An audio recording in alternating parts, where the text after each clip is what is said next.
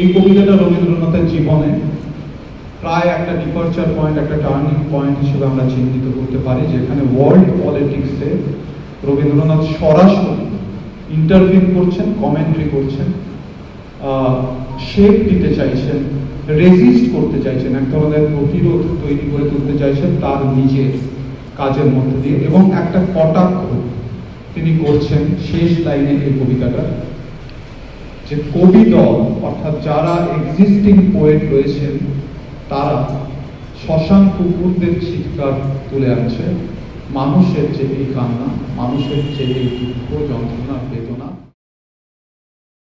গ্যাসের ভর্তুকি, চিকিৎসা, শিক্ষা, রেশন, আর তাহলে কাপেতে ঘুচলে দুঃখ পেয়ে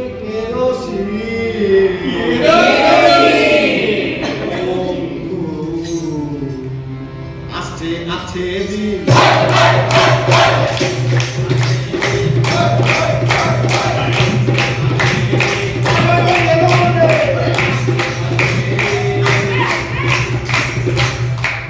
জবাই হলো সঞ্চয়ের সুর। হায় হায় হায় হায়, এবার প্রবীণদের হবে আর কবে আসবে?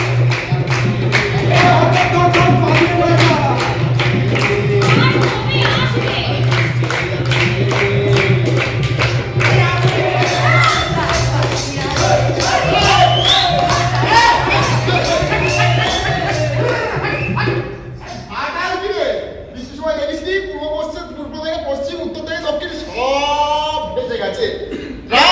ট্রাম চুরি হয়ে গেছে। কলকাতা সব ভেসে যাচ্ছে, ট্রাম চুরি হয়ে যাচ্ছে।